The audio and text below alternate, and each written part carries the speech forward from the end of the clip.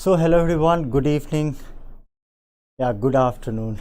I'm so sorry. Good afternoon, Akansha. Yeah, good afternoon. So how's your prep going on? From today onwards, we are going to be looking at that grammar portion that we have covered already. Yeah, good afternoon, Shivani. Good afternoon. So from today onwards, for 6 days in a row, हम लोग बच्चे reading comprehension discuss करने वाले हैं ना। जब reading comprehension की बात करते हैं तो सबसे इम्पॉर्टेंट फैक्टर जो है वो आपके गेट इंग्लिश में okay before we start just one question from you, that whether you are comfortable in Hindi or in English, or we need to be bilingual. So the session is useful for net and set. Yes, definitely. If you are also preparing, see, reading comprehension everywhere is same. You just need to understand the technicalities.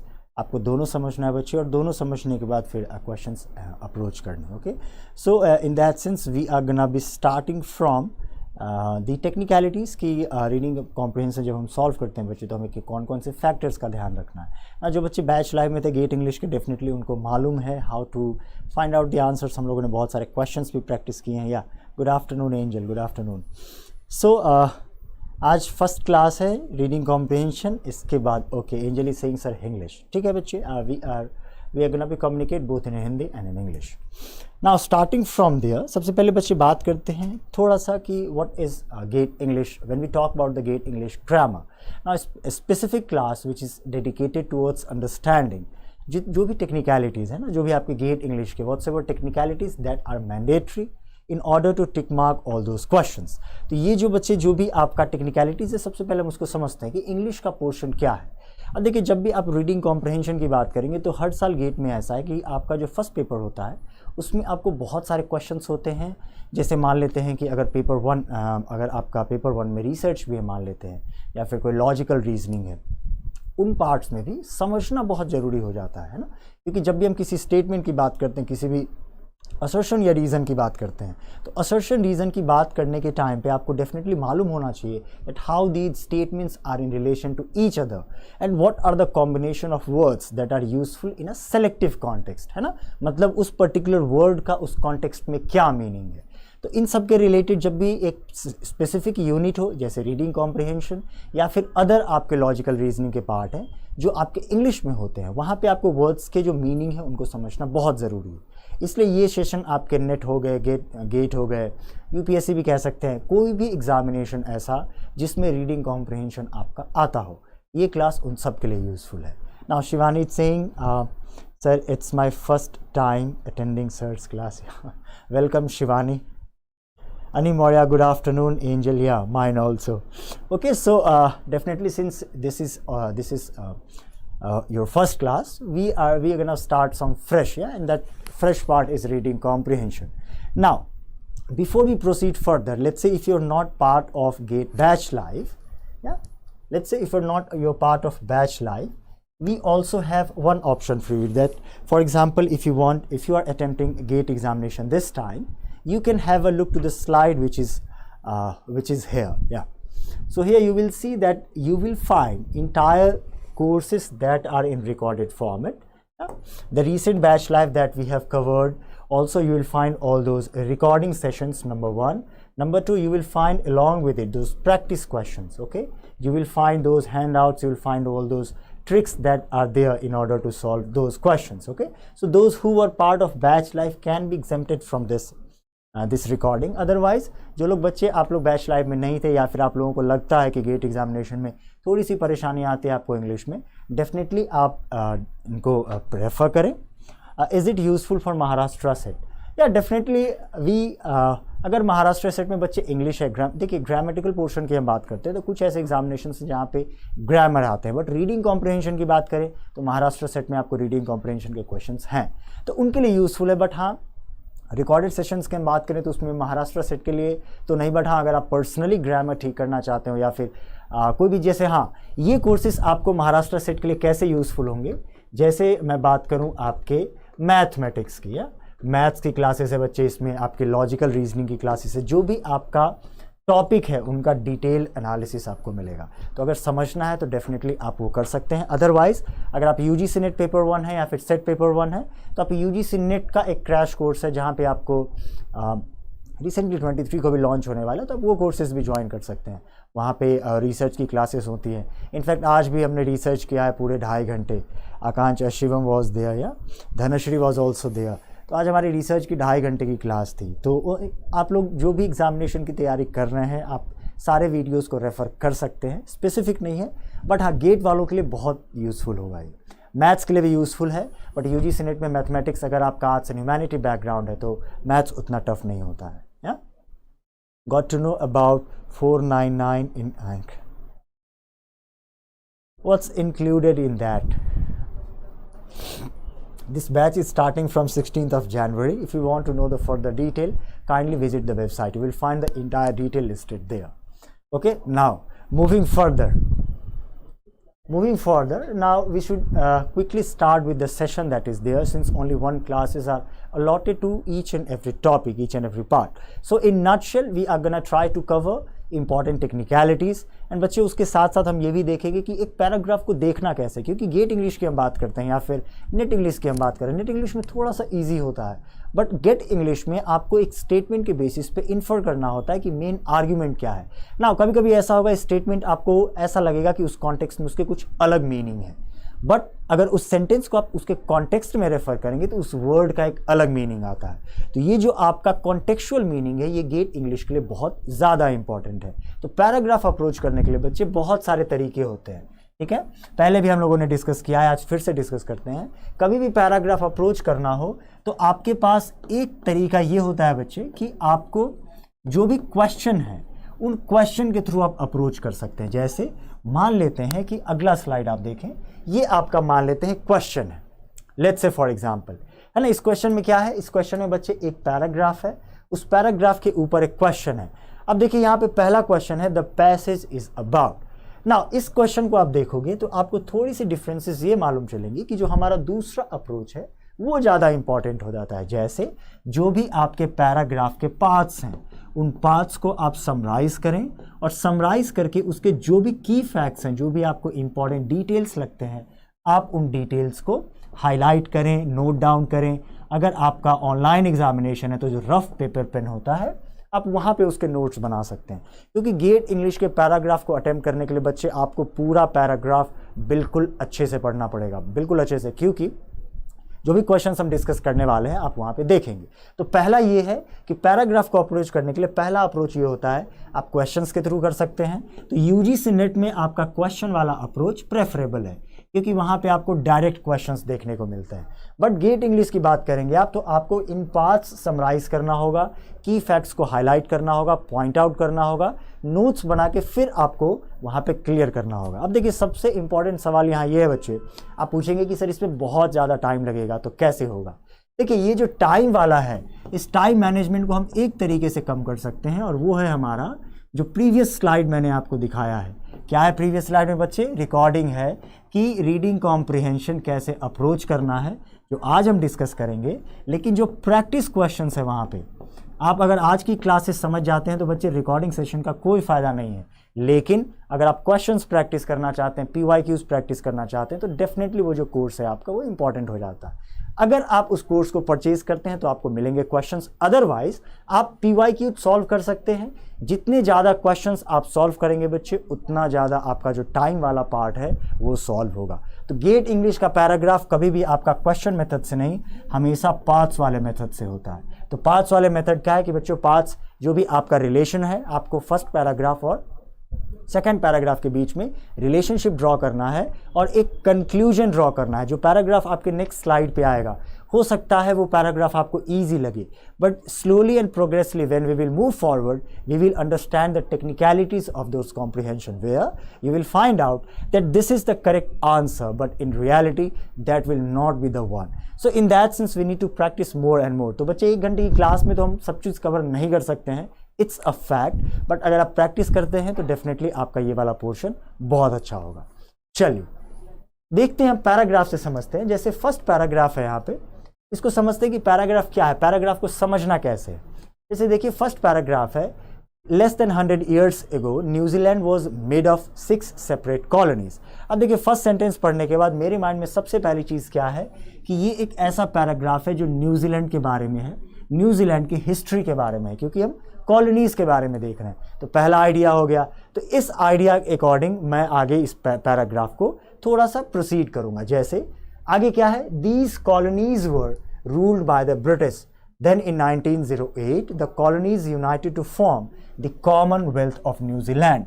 So this first point here says that these colonies later united to form the Commonwealth of New Zealand. देखिए ये हमारा दूसरा बच्चे क्या है, inference है, तो आपको ये पॉइंट नंबर 2 बनाना है। ओके, now देखिए नेक्स्ट क्या है, today New Zealand is an independent country but it is also a member of the Commonwealth of Nations. This is a group of countries that were under the British rule.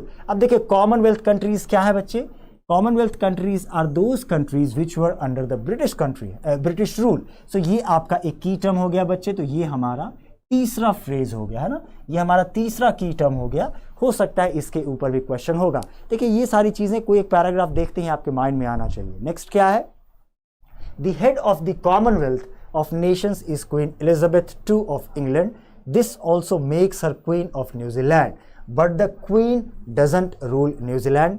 They vote for their own lawmakers who meet in Parliament House in Canberra, the capital city. है ना। अब देखिए, अब आप बच्चों पूरा paragraph समझेंगे तो यहाँ पे आपको चौथा की पॉइंट मिला है, और वो चौथा की पॉइंट क्या है कि queen Elizabeth actually rules all over those nations that are a part of Commonwealth, but Queen Elizabeth never ruled New Zealand. It had its own lawmakers, yeah, who meet in the parliament. So paragraph किसके बारे में बच्चों, अब समझ में आया क्या है, दिस पैराग्राफ इज अबाउट, अब देखिए क्या है, क्वीन एलिजाबेथ II। अब इस क्वेश्चंस को आप अटेम्प्ट करें, बताइए इसका आंसर क्या होगा बच्चे। पैराग्राफ किसके बारे में हुआ, पैराग्राफ है ये न्यूजीलैंड के बारे में। Number 1, this paragraph tells us about the history of New Zealand.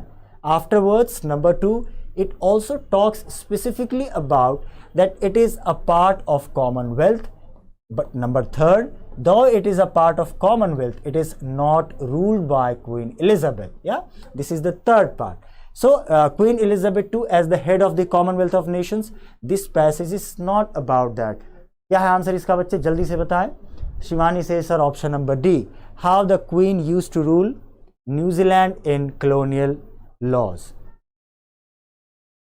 Okay, and New Zealand struggle of independence.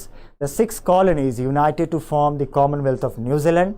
New Zealand's past status as a British colony and its present independent status. How the Queen used to rule New Zealand in colonial days. देखिए options बच्चे जितने भी हैं आपके, वो सारे options कहीं ना कहीं आपके इस पैराग्राफ से रिलेटेड है। बट सही आंसर क्या है, जैसा सही, वेरी गुड बच्चों, सही आंसर क्या है, option number D, that New Zealand's past status as a British colony and its present independent status. And ऐसा क्यों है बच्चों, ऐसा इसलिए है क्योंकि first point, second point and third point talks about the history of New Zealand and number 4 point talks about the present condition of New Zealand, है ना। तो ये आपका पॉइंट नंबर 4 है। तो देखिए इस तरीके से बच्चों आपको पैराग्राफ अप्रोच करना है जब भी हम गेट इंग्लिश की बात करते हैं। ठीक है, समझ में आया। क्योंकि अगर आप इस ऑप्शंस को देखेंगे नॉर्मली, तो देखिए यहाँ पे क्या है, queen Elizabeth II as the head of Commonwealth nations, देखिए यहाँ पे है ऑफ इंग्लैंड। तो इस तरीके से अगर आप बच्चों पैराग्राफ नहीं पढ़ेंगे तो आपको सारे ऑप्शंस लगेंगे। देखिए न्यूजीलैंड स्ट्रगल फॉर इंडिपेंडेंस, आपको इस पैराग्राफ से ये भी मालूम चलेगा। तीसरा क्या है, the 6 colonies united to form the Commonwealth of New Zealand, देखिए यहाँ भी है, the colonies united to form the Commonwealth of New Zealand. तो जब तक बच्चे आप पैराग्राफ नहीं पढ़ेंगे, हेलो सर आज ये फर्स्ट क्लास है, यस आज ये फर्स्ट क्लास है हीना प्रवीण जी, या चलिए। तो ये क्या है बच्चों, ये आपका है इस पैराग्राफ का एक छोटा सा कंक्लूजन। चलिए समझ में आया। अगला क्वेश्चन देखते हैं। चलिए अब सारे क्वेश्चंस हैं, उनका आंसर अब आपसे एक्सपेक्टेड है कि आप सही देंगे। चलिए बताइए दूसरा क्वेश्चन का आंसर क्या है। ऑन योर स्क्रीन दूसरा क्वेश्चन है, लेस देन 100 ईयर, ओके, ये आपका सेम पैराग्राफ है, as stated in the passage queen, बताइए क्या है इसका आंसर। मैं थोड़ा सा साइड हो जाता हूं, जल्दी से आंसर दें।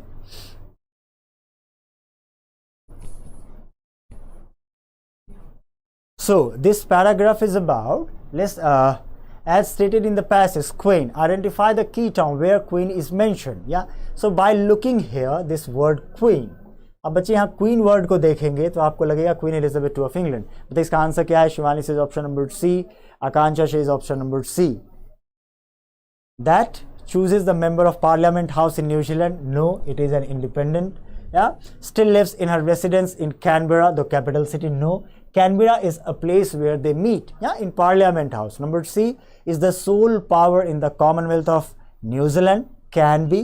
Option number D is the most powerful member of the parliament house. No, queen is not the part of parliament house. Yeah.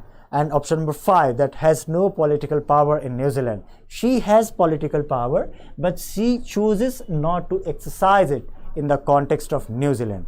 तो बच्चे आंसर क्या हो गया इसका? आपका आंसर हो गया option number C. Yeah Devolina ji, option number E is not the right answer. क्यों नहीं है? Has no political power in New Zealand. बच्चे ऐसा नहीं है, आपके पैराग्राफ में क्या कह रहा है? She has the power, but यहां देखिए क्या है?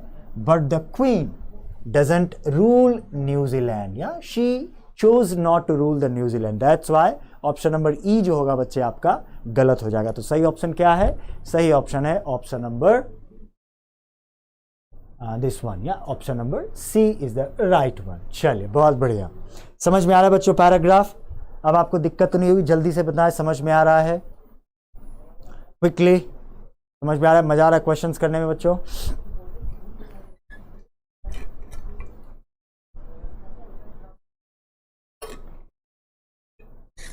यस, बहुत बढ़िया। आकांक्षा आप शायद बैच लाइव में भी थे, बट ये सारे क्वेश्चंस बैच लाइव के पार्ट नहीं थे। ओके, चलिए नेक्स्ट क्वेश्चन देखते हैं बच्चों क्या है। नेक्स्ट क्वेश्चन है हमारा this one, as we infer from the passage New Zealand, what is the answer? Now before we proceed further, यहाँ पे has no political power in New Zealand, ये नहीं होगा बच्चे। इसका आंसर है आपका this one is the sole power in the Commonwealth of New Zealand. Okay, next one, as we infer from the passage New Zealand, yeah, New Zealand is not ruled by British monarchy anymore, doesn't still have a parliament of its own, although it is an independent country, is still governed by the British Parliament, has been independent for at least 200 years and has been under the British rule since 1908. See बच्चे, that's the beauty of GATE question. आपको सारे answers सही लगेंगे इसमें, सारे answers. क्या है बताएं? चल बताएं क्या है इसका आंसर? बहुत इंटरेस्टिंग क्वेश्चन है। Okay, so far just hold on for a second बच्चे।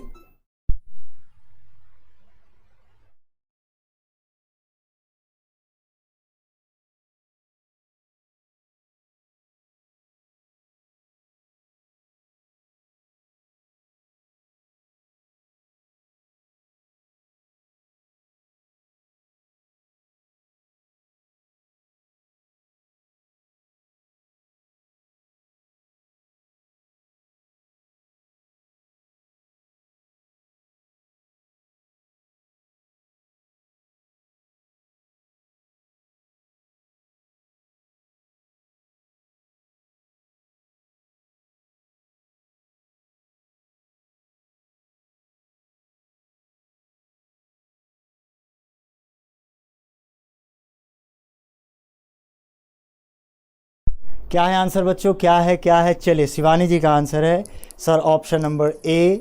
ओके, देवोदत्ता जी कह रहे हैं सर ऑप्शन नंबर ए होगा, Angel A, Akanksha Rathi ji B. देखिए, as infer from the passage New Zealand is not ruled by the British monarchy any more, can be, does not still have a parliament of its own although it is an independent country, है ना? ये तो नहीं होगा बच्चे, गलत है। Still governed bye the British parliament, no.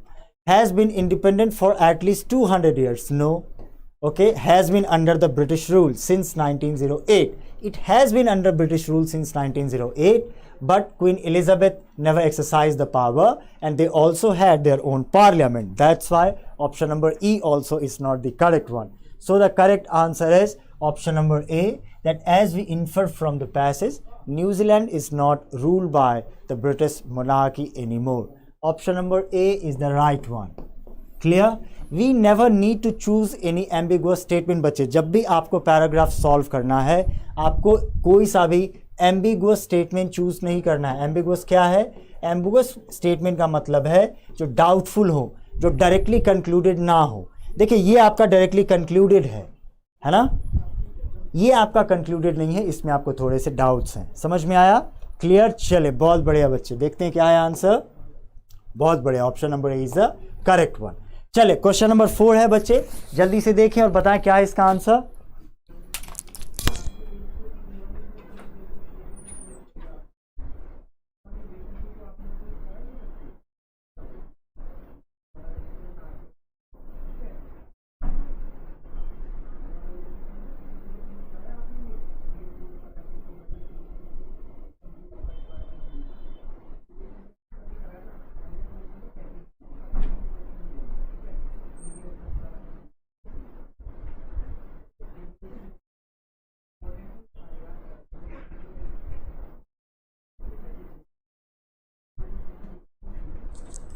चलिए बच्चे बताएं क्या है इसका आंसर। ओके ओके, आकांक्षा जी का कहना है sir option number B is the right one.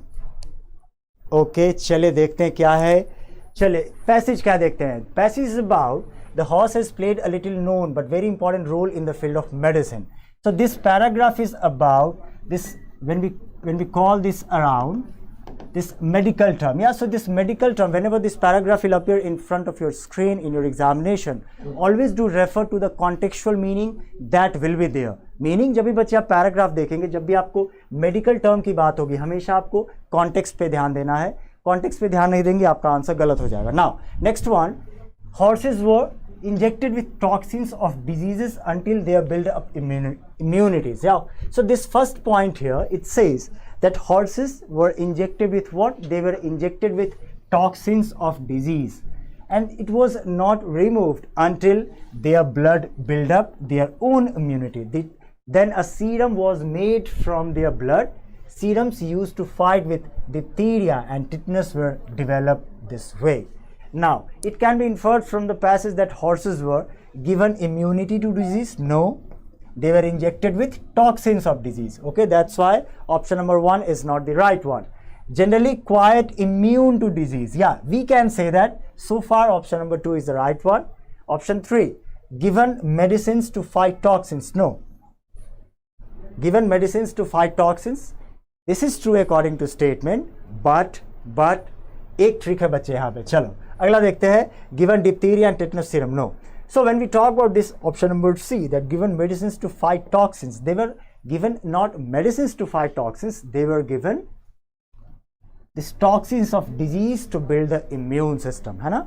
इस वजह से बच्चे क्या होगा, इस वजह से आपका ऑप्शन नंबर सी जो है वो नहीं होना चाहिए। तो देखिए इसका आंसर क्या है, इसका आंसर ऑप्शन नंबर बी होना चाहिए। Yes, generally quite immune to disease. क्यों बच्चे? क्योंकि अगर वो इम्यून टू डिजीज नहीं होंगे, देन वो जो आपका ये है ना इम्यूनिटी वाला जो आपका सीरम है वो कैसे बिल्डअप होगा, है ना। So this can be inferred from the paragraph that horses are quite immune to disease, that's why they are injected with the toxins of disease in order to obtain the serum. The serum later on used to treat or to cure. What they cures? They actually cures diphtheria and tetanus that are given at the end of the paragraph. Okay, clear बच्चे? So option number B is the right one. Heena ji option number D नहीं है बच्चे, थोड़ा ध्यान से paragraph देखें, ठीक है। आप समझिए उसका कॉन्टेक्स्ट क्या है। That's how the questions in GATE examination will appear in front of you. समझ में आया बच्चे? जल्दी से यस और नो, समझ में आया? क्लियर है? जल्दी से यस और नो, समझ में आया? Quickly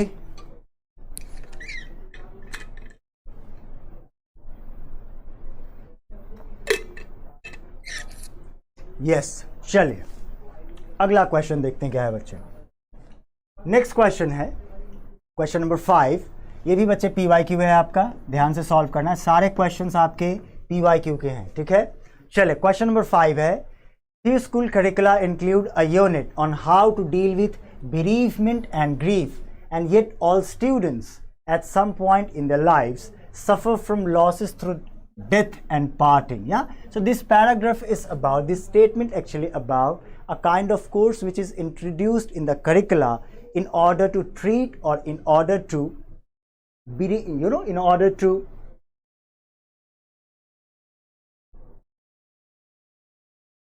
in order to deal with this key term here. So in order to deal with bereavement, bereavement means whenever you will feel deserted. What is deserted बच्चे? deserted का meaning क्या है? deserted का मतलब होता है whenever someone leaves you, whenever someone leaves you, any kind of relationship. So in that sense you will find this deserted. There is a famous poem in our English literature called The Deserted Village by Oliver Goldsmith. Sometimes in GATE examination, the paragraphs from these famous work will also pop up on your screen in your examination. So kindly do have a look to these works as well. So when we talk about this statement, what is the question? Based on the above passage, which topic would not be included in a unit of bereavement? So the question is about this particular word, this bereavement. जल्दी से बताएं बच्चे क्या है इसका answer? Okay, so Shivani ji saying option number C is the right one. Okay.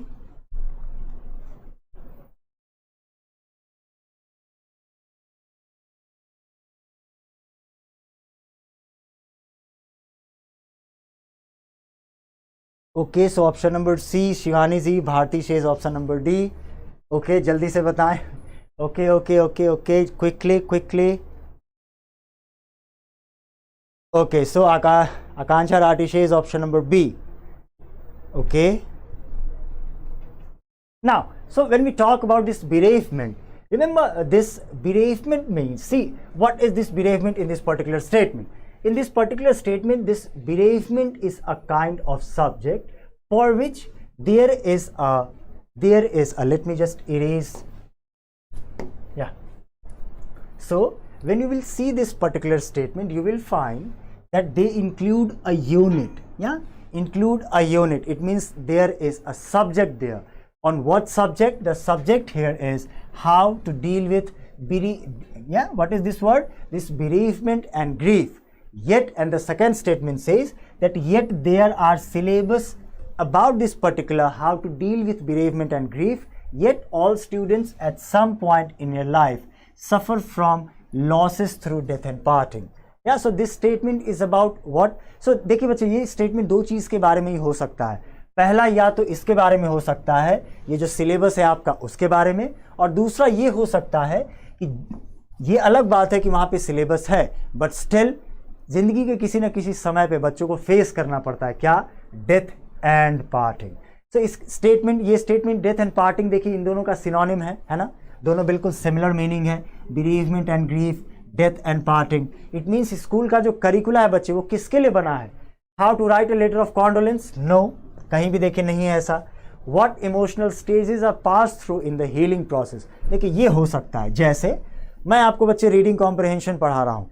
क्यों पढ़ा रहा हूँ? ताकि जब भी आप स्टेटमेंट देखें, आप एक प्रोसेस के थ्रू, एक सिस्टमेटिक वे के थ्रू उस पैराग्राफ के आंसर्स को फाइंड आउट करें, है ना. इसका मतलब अगर एक यूनिट है बेरीवमेंट एंड ग्रीफ के ऊपर, इसका मतलब उसका मेन टॉपिक क्या होगा? उसका मेन टॉपिक होगा कैसे आप इन लॉसेस से डील करें, है ना. इसका मतलब ये हो सकता है कि what emotional stages are pass through in the healing process, है ना. कौन कौन से स्टेजेस हैं, जिसे मान लेते हैं कि जब भी आप बात करते हैं बेरीवमेंट एंड ग्रीफ, तो सबसे पहला आता है सोशल इंक्लूजन. जब भी आपको लोनलीनेस फील हो, हमेशा अपने लोगों, अपने आसपास लोगों को रखें, बहुत ज़्यादा सोशल होने की कोशिश करें, जो चीज़ आप इंजॉय करते हैं उसको इंजॉय करें, है ना, अलोन ना रहें. तो ये जो चीज़ें हैं बच्चे, ये क्या है? ये आपका एक प्रोसेस है, ये आपका स्टेप है जो किसी भी पर्सन को किससे बचाएगा? बेरीवमेंट, लॉस, ग्रीफ, डिप्रेशन से बचाएगा. दैट्स वाई आपका ऑप्शन नंबर बी सही हो सकता है सो फार. ऑप्शन नंबर सी क्या है? What the leading causes of death are. देखिए कहीं भी कॉजेज ऑफ डेथ तो नहीं है, येट दिया हुआ है यहाँ पे. ये येट वर्ड जो है, इसकी वजह से आपका ऑप्शन नंबर सी क्या हो जाएगा? गलत हो जाएगा. ठीक है. ऑप्शन नंबर डी क्या है? How to give support to a grieving friend. कहीं भी ऐसा है, कहीं भी नहीं है. इसका मतलब बच्चों आंसर हमारा क्या होगा? Option number B. ठीक है, चलिए देखते हैं क्या है आंसर. देवोलीना जी कह रही थी ऑप्शन नंबर सी. देखते हैं देवोलीना जी आंसर क्या है. ओके, देखिए आंसर क्या है हमारा आंसर है ऑप्शन नंबर बी. तो देखते हैं ऑप्शन नंबर बी किन का सही आंसर था बच्चे. Option number B. बहुत बढ़िया Akanksha ji, option number B is the right one. बच्चों समझ में आया? जल्दी से यस और नो. जल्दी से यस और नो, समझ में आया? समझ में आया? But sir not be included पूछा है।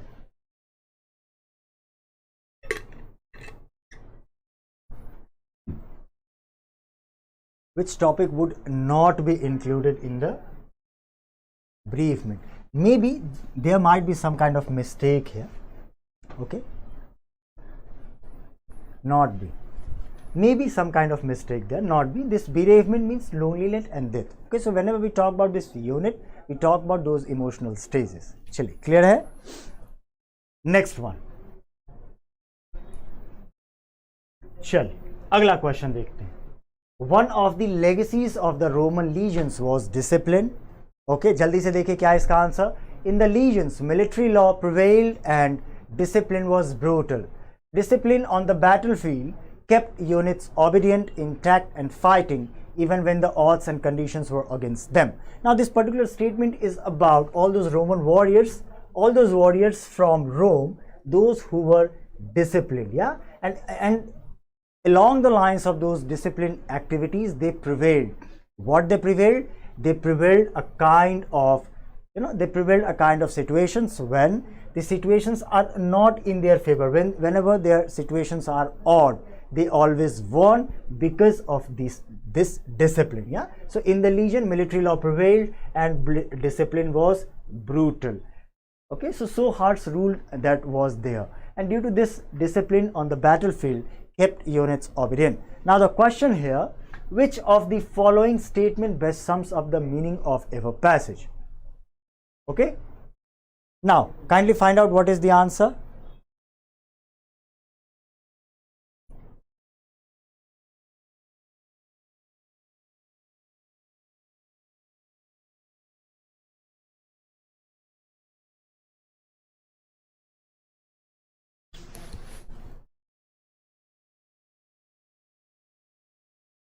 Quickly. So I have just, by mistake uttered the right answer. So quickly, what is the answer?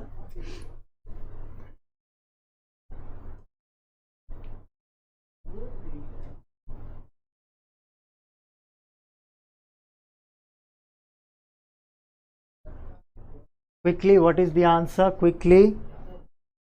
So option number C and option number D. Majority option number D. Okay. Okay. देखिए बच्चे, ये paragraph क्या है? कह रहा one of the legacy of Roman lesions was discipline. ये उनका एक लेगेसी है, डिसिप्लिन। ठीक है, इस डिसिप्लिन की वजह से क्या था? इस डिसिप्लिन की वजह से, और ये जो डिसिप्लिन था वो कहाँ था? ये डिसिप्लिन उनका मिलिट्री में था बच्चे, नंबर 1। और वो मिलिट्री का डिसिप्लिन बहुत ही ज़्यादा ब्रूटल था। इस डिसिप्लिन की वजह से क्या था? बैटलफील्ड में units obedient, intact and fight करते थे, even when the odds and conditions were against them. So which of the following statement best sums up the meaning of above passage? It is talking about the meaning. So the subject here is about discipline. The subject here, kindly do refer to this word here, meaning. So you will find out the subject of this particular paragraph is discipline, and due to this discipline there was something, and that is the meaning of the paragraph. What is that? So Shivani says option number A, okay, and Devolina says option number D. देखिए बच्चे, option number A क्या है? Thorough regimentation was the main reason for the efficiency of Roman legions even in the adverse circumstances. देखिए subject ज़रूर आपका बच्चे इसमें discipline है, लेकिन बात किसके बारे में हो रही है? बात आपके वॉरियरशिप के बारे में हो रही है, लेगेसी के बारे में हो रही है ना।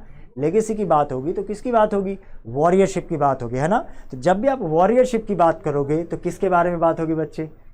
ये जो लास्ट लाइन है, even when the circumstances were against them, were not in favour of them. देखिए बी क्या है? ये सही हो सकता है। बी देखते हैं, the legions were treated inhumanly as if the men were animals. देखिए ये तो नहीं होगा, क्योंकि कहीं भी हमें इसका रेफरेंस नहीं है। Discipline was the army's inheritance from their seniors, ये भी आपका मेन आर्ग्यूमेंट नहीं है बच्चे। Option number D, the harsh discipline to which the legions were subjected to led to the odds and conditions being against them. How can you say against them? The harsh discipline which led to conditions being in favor of them. Even the odds and conditions were against them. They always won the battle. And due to it, and what is the possible reason? The possible reason is the harsh discipline. So बच्चे यहाँ पे against नहीं आएगा, यहाँ पे for आना चाहिए, है ना? इसलिए आपका ऑप्शन नंबर डी गलत है। देवोलीना जी आप गलत हो गए, ऑप्शन नंबर ए क्या है हमारा सही आंसर होना चाहिए। समझ में आया बच्चे? डी क्यों नहीं है, समझ में आया? जल्दी से बोले यस और नो, समझ में आया? ओके, तो आपका आंसर क्या हो गया? Option number A is the right answer to this question. यहां देखिए, यहां क्या है बच्चे? Even when the odds were against them it help them to win every battle and be an example for a legacy. So in that sense बच्चे यहाँ पे आपका against नहीं, यहाँ पे for आना चाहिए। क्लियर है, समझ में आ गया? चलिए बढ़िया, अगला क्वेश्चन देखते हैं और ये हमारा आज का लास्ट क्वेश्चन है, क्वेश्चन नंबर 7। बाकी क्वेश्चंस बच्चे आपने क्या करने हैं, टोटल मैंने 10 क्वेश्चंस डाले हैं। बाकी क्वेश्चन आपने IFAS के ऐप डाउनलोड करने हैं, गेट वाले में जाना है और वहाँ जा करके आपने जो भी फ्री सेक्शन है वहाँ पे आपको PDF मिलेगा, आपने PDF डाउनलोड करना है, ठीक है? क्वेश्चंस आपने अटेम्प्ट करना है। चलिए क्वेश्चन नंबर 7 देखिए बच्चे, इसका आंसर क्या है और जल्दी से बताएं।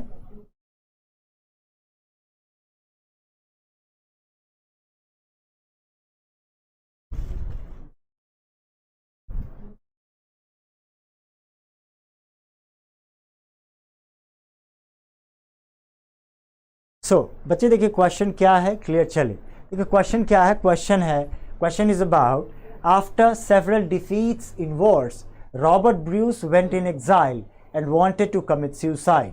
Yeah, just before committing suicide, he came across a spider attempting tirelessly to have its net.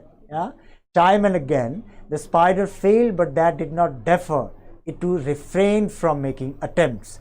Such attempts by the spider made Bruce curious.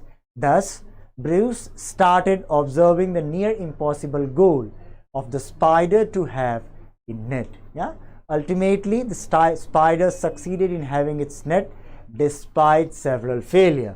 So point number 2 here and point number 1 here, that this story is about one person, that is Robert Bruce, and it is also about an insect or a crawler called spider.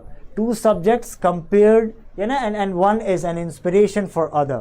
Such act of spider encouraged Bruce not to commit suicide, and then Bruce went back again and won many a battle.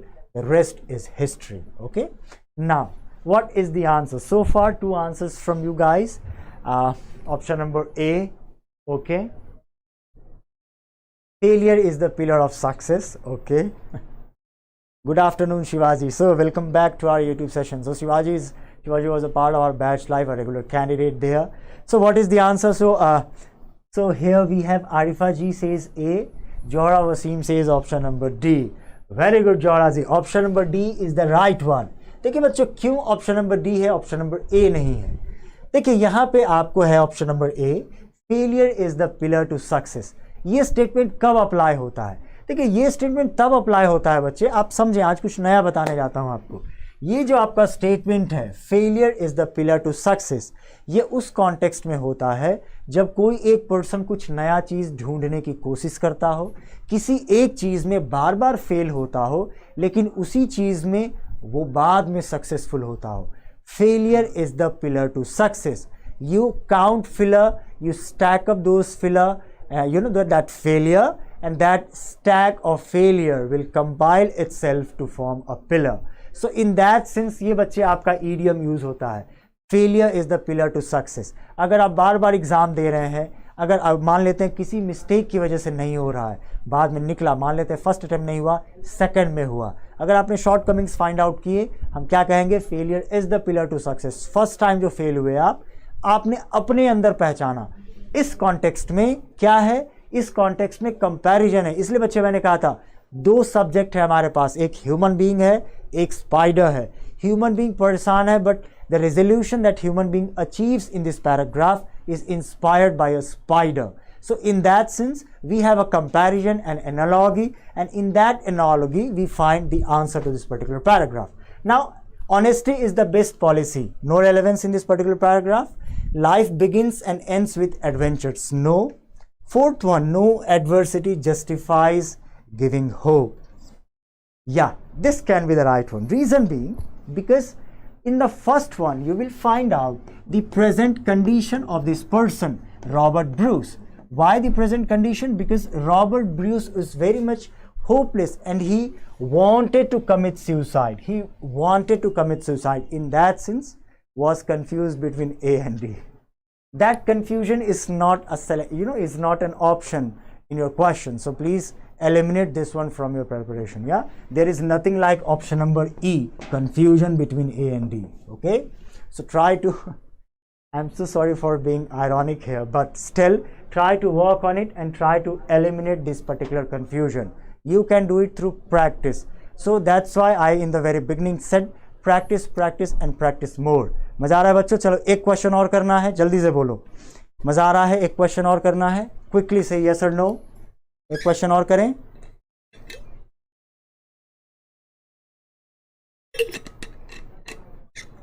Yes, चलिए अगला question देखते हैं और आज का last question देखिए, option number D is the right one.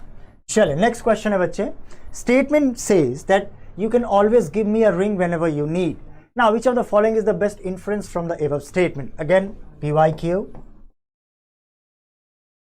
Options are because I have a nicer caller tune, because I have a better telephone facility, because I have a friend in need is a friend indeed, because you need not pay towards the telephone bills when you give me a ring.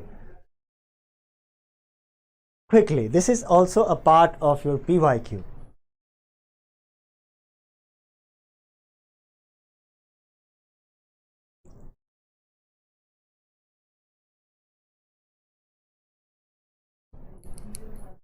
Option number C, because a friend in need is a friend indeed.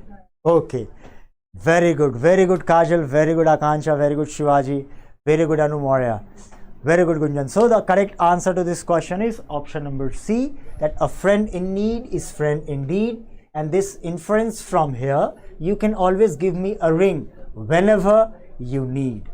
Okay, so whenever you need, you can give me a ring. This kind of inferences, kind of questions that you will find in GATE examination. So बच्चे, I think जिन बच्चों का batch live miss हुआ या फिर जिन बच्चों का अभी तक रीडिंग कॉम्प्रहेंशन नहीं हुआ था, नेट की कैटेगरी हो या गेट की कैटेगरी हो, अगर आपको समझ में आया हो तो बहुत बढ़िया बच्चे, आप लोग और क्वेश्चंस प्रैक्टिस करें। लिमिटेशंस ऑफ टाइम है, हम अपनी क्लास को यहीं पे फिनिश करेंगे। ओके, एंड टुमारो देखिए हर दिन क्लास है आपकी इंग्लिश की, तो कल आपकी जो क्लास है वो क्लास मैं लेने वाला हूँ। किस पे है कल क्लास? आई थिंक कल पार्ट्स ऑफ स्पीच पे है। या सो कल जुड़े जरूर पार्ट्स ऑफ स्पीच पर। हम लोग पार्ट्स ऑफ स्पीच के कुछ पॉइंट वाइज ग्रामेटिकल डिस्कशंस करेंगे। ओके, हम लोग रूल डिस्कस नहीं करेंगे, हम लोग कुछ ऐसा डिस्कस करेंगे जहां से क्वेश्चंस बहुत बार पूछे जाते हैं। ठीक है, चलिए, thank you everyone for joining. I hope all of you enjoyed this session. We will meet again tomorrow same time. Okay, yeah we will meet again same time, same studio. Yeah take care, happy learning, stay safe. Yeah, same time every day from 3 p.m. to 3:45 p.m. This entire week we are gonna engaging with English grammar portion. Yeah, take care.